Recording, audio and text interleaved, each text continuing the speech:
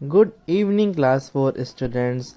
We learning our chapter number 2 named Programming Languages, and we learn half chapter of programming languages, and it's time for we learn our next part of the half portion of programming languages.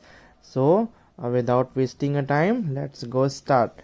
So we all know that machine languages, what is machine languages and assembly language we learned in our previous class. So this time for high level languages. Okay. So high level language क्या होता है, क्योंकि हमने अभी machine language पढ़ा, एक बार मैं आपको रिकैप कर देता हूँ कि प्रोग्रामिंग लैंग्वेजेस क्या होता है। प्रोग्रामिंग लैंग्वेज जैसे हमारे लैंग्वेजेस में हमने हिंदी, इंग्लिश या छत्तीसगढ़ी या बंगाली या कुछ गुजराती जो अलग अलग आते हैं स्टेट से, तो वो हम लैंग्वेजेस जो बोलते हैं वैसे ही कंप्यूटर बोलता है प्रोग्रामिंग लैंग्वेजेस ही समझता है। अब प्रोग्रामिंग लैंग्वेजेस दो अलग अलग पार्ट में डिवाइड रहते हैं, एक लो लेवल लैंग्वेज है, एक हाई लेवल लैंग्वेज है। तो हमने लो लेवल लैंग्वेज तो हमने पढ़ लिया, अब हमने हाई लेवल लैंग्वेज पढ़ना है। तो लो लेवल लैंग्वेज में मशीन लैंग्वेज आते हैं और असेंबली लैंग्वेज आते हैं। मशीन लैंग्वेज जो 0 और 1 पे काम करते हैं, मतलब सिर्फ 0 और 1 ही आएंगे मशीन लैंग्वेजेस में, ठीक है। और जो असेंबली लैंग्वेज है, जैसे कि मैंने बताया कि 0 और 1 में कोडिंग याद कर पाना बहुत मुश्किल होता था, तो हमने उसके बाद क्या हुआ, असेंबली लैंग्वेजेस आए और असेंबली लैंग्वेज में मैन्यूमैनिक्स का यूज़ होने लगा।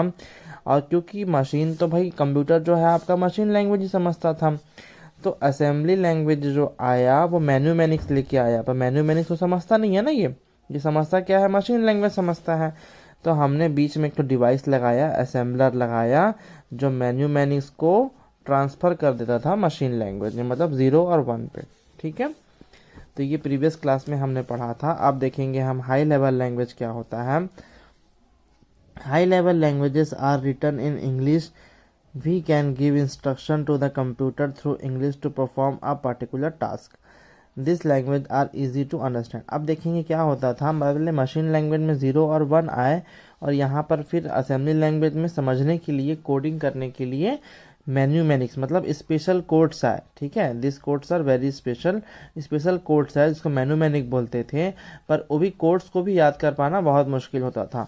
तो क्या करिए, नेक्स्ट में हाई लेवल लैंग्वेजेस आया, जो हाई लेवल लैंग्वेजेस इसको इजीली हम लोग इंग्लिश में लिख सकते थे, और ये बहुत ही आसान होता था समझने के लिए, और हमको समझने के लिए आसान होता था, इसलिए हम आसानी से उसमें कोडिंग्स कर सकते थे, ठीक है। पर अभी भी क्या हुआ कि कंप्यूटर को तो क्या समझ में आता है, अभी भी 0 और 1 की भाषा समझ में आती है। तो हम यहाँ पर इंग्लिश में समझ रहे हैं, पर हमको समझने के लिए कौन सी भाषा आसान है, इंग्लिश। तो हमने बीच में फिर से एक डिवाइस लगाया जो इंग्लिश को, हाई लेवल लैंग्वेज को कन्वर्ट कर दे मशीन लैंग्वेज में, जिसको हम बोलते हैं कंपाइलर। क्या बोलते हैं, compiler.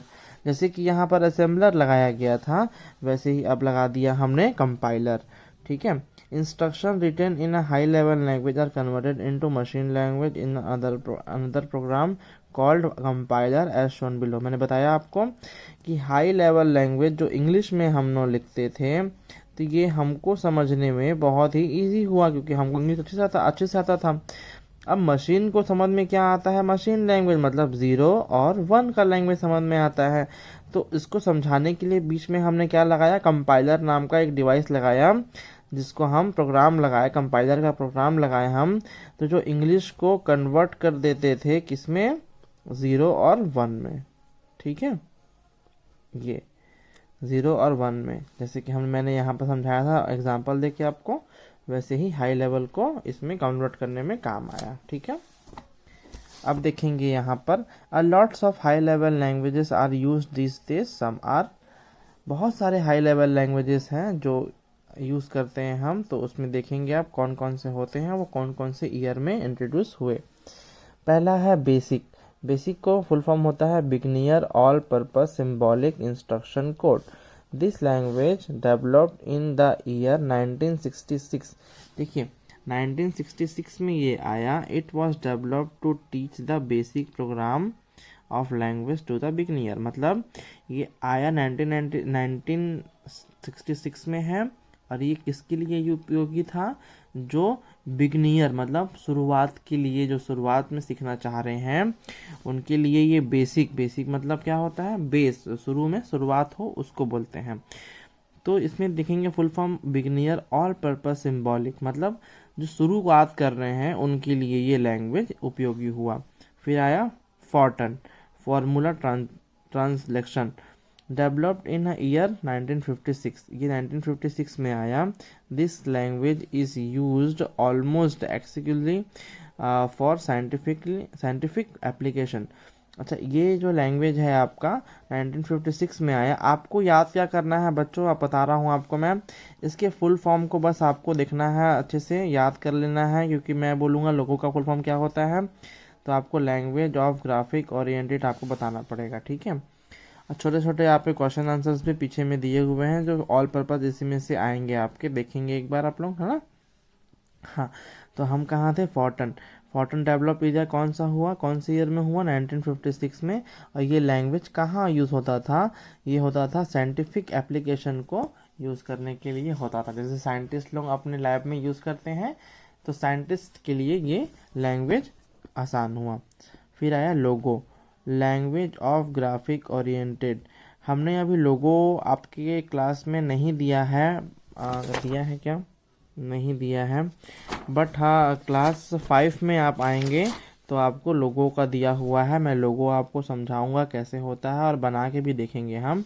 Logo was developed in year of 1968 to teach students the basic graphic like drawing different shapes, circle, rectangle, square etcetera. Logo क्या होता था, इसको ना शेप्स को समझाने के लिए यूज़ करते थे। जैसे कि ग्राफिक ओरिएंटेड है, जैसे कि आपको मैं बताया कि क्लास 5 में आप आएंगे तो आपको हम सिखाएंगे कि क्या होता है लोगो और कैसे ये काम करता है, ठीक है। आपके क्लास 3 में आपने देखा होगा लोगो, आपको शायद मैडम पढ़ाई होंगी, तो आपके क्लास 3 के बुक में दिया था लोगो। तो वो लोगो वही लोगो है जो यहाँ पर दिया हुआ है, ठीक है। इसका मेन काम क्या है, ये डिफरेंट शेप्स को समझाने के लिए काम आता है। फिर आता है COBOL, common business oriented language. अब ये देखो नाम से ही हम समझ जाएंगे, कॉमन बिजनेस मतलब नॉर्मली जो व्यापार होते थे उसको संचालक करने के लिए ये लैंग्वेज को हम यूज़ करते थे। अभी कौन से डेवलप हुआ ईयर में, 1959 पे। This language is very common language use for business purpose. मैंने बताया आपको व्यापार के लिए ये कॉमनली लैंग्वेज था, ठीक है। अब आएगा Pascal. This language was named after Vasily Pascal, who developed the Pascal's adding machine. The language is used to both scientific and business purpose. It was developed in 1971. अच्छा, ये डेवलप कब हुआ, Pascal 1971 पे डेवलप हुआ।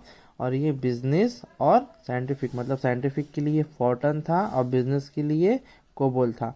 तो ये दोनों का जो मिश्रण है वो मिल गया आपको पैस्कल में, ये दोनों एक साथ करता था, ये एडिंग मशीन था, ठीक है। फिर आया C language. It was developed in the 1972। It is used for developing large business application and projects. ये सी लैंग्वेज क्या हुआ, 1972 में आया और ये डेवलप कब हुआ, कहाँ हुआ, लार्ज बिजनेस एप्लीकेशन और प्रोजेक्ट्स को हैंडल करने के लिए सी लैंग्वेज का यूज़ हुआ, ठीक है। Visual basic, it was developed by Microsoft Corporation in 1990s. It is a simple language to make a big application by the use of graphical user interface, मतलब GUI, ठीक है। ये माइक्रोसॉफ्ट कॉरपोरेशन ने इसको क्या किया, बिल्डअप किया। कब बिल्डअप किया, 1990 में। और ये जो लैंग्वेज था वो आपके बिग एप्लीकेशंस जो होते हैं, बड़े बड़े एप्लीकेशंस होते हैं, उसको ये यूज़ करने में और बनाने के लिए ये यूज़ होता था, ठीक है। ये कुछ फोटोज़ दिए हुए हैं, विजुअल बेसिक के दिए हुए हैं दोनों के, जो माइक्रोसॉफ्ट कॉरपोरेशन ने इसको बनाया 1990s पे, ठीक है। The use of these high-level languages has really made a programming in easy task. Now we can easily communicate with the computer and make use optimally of it by using of these high level programming languages. इनका कहना ये है कि इस languages के accordingly हम आज के डेट पे कंप्यूटर और हमारा जो अंडरस्टैंडिंग है उसको हम इजीली कर सकते हैं, और हम बड़े से बड़ा एप्लीकेशन और बड़े से बड़ा प्रोग्राम हम यहाँ पर से डेवलप कर सकते हैं with the help of computer. But computer को समझाने के लिए हमको लैंग्वेज का यूज़ करना पड़ता था, इसीलिए हाई लेवल लैंग्वेज आज की डेट में यूज़ होता है, लो लेवल लैंग्वेज पहले यूज़ होता था, और अभी की डेट में हाई लेवल लैंग्वेज यूज़ होता है। मैंने आपको बहुत सारा हाई लेवल लैंग्वेज समझाया। अभी जो चलता है वो चलता है विजुअल बेसिक माइक्रोसॉफ्ट, जो कंपनी ने बनाया था। ठीक है, तो होपफुली आप लोगों को ये चैप्टर पूरा समझ में आया होगा। लैंग्वेजेस का चैप्टर है ये, और इसके बाद जो क्वेश्चन आंसर्स है, ये हम क्वेश्चन आंसर्स आपको मैं दूंगा पीडीएफ बना के, तो आप लोग अपने कॉपी में नोट डाउन करेंगे। ठीक है, चैप्टर 1 का भी क्वेश्चन आंसर्स मैं आपको दूंगा, उसके बाद हम दोनों को क्वेश्चन आंसर्स को साथ में करेंगे। ठीक है, और आपको अगर प्रोग्रामिंग लैंग्वेजेस के बारे में अगर किसी को समझ में नहीं आया हो तो मेरे को कॉल करके आप लोग पूछ सकते हैं। ठीक है, कि हमको सर ये समझ में नहीं आया, फिर से समझा देंगे क्या, तो मैं बिल्कुल आपको समझाऊंगा। ठीक है, okay, till now bye bye. देखेंगे यहाँ पर जैसे कि right the full form of basic है, तो फुल फॉर्म ऑफ बेसिक आपको कहाँ मिल जाएगा, देखो यहाँ पर मिल जाएगा। फुल फॉर्म बस लिखना है, beginner all purpose symbolic instruction code, मतलब इतना ही फुल फॉर्म बस लिखना है। ठीक है, तो ये सब आप होमवर्क कर लेंगे, अपना फुल फॉर्म का होमवर्क करेंगे, आज करेंगे होमवर्क। डिफाइन द फॉलोइंग, इसको होमवर्क करेंगे आप लोग आज। ठीक है, इसको होमवर्क करेंगे। फिल इन द ब्लैंक्स को होमवर्क रहेगा आपका, पढ़ेंगे अच्छे से, बात पीछे में मिल जाएगा आपको। और ट्रू एंड फॉल्स आपका होमवर्क रहेगा। तो ये होमवर्क करके आप अपने कॉपी में आप अपने रफ कॉपी में कर सकते हैं, और इसको फेयर कॉपी में लिखेंगे। ट्रू एंड फॉल्स और fill in the blanks fair copy में नहीं लिखना है, और ये भी टिक द क्वेश्चन आंसर भी आपका होमवर्क रहेगा। ठीक है, तो ये 1 2 3 4 5, तो कॉपी में सिर्फ और सिर्फ आपको फेयर कॉपी में यहाँ से लिखना है, बी वाला, सी वाला और डी वाला मैं आपको क्वेश्चन आंसर्स बना के दूंगा, तो आप लोग करेंगे। ठीक है, बट आज मेरे को ये वाला दोनों बी सी ए और ए, ये सब का होमवर्क मेरे को आज ग्रुप में मेरे को सेंड करेंगे आप लोग। ठीक है, 1 by 1।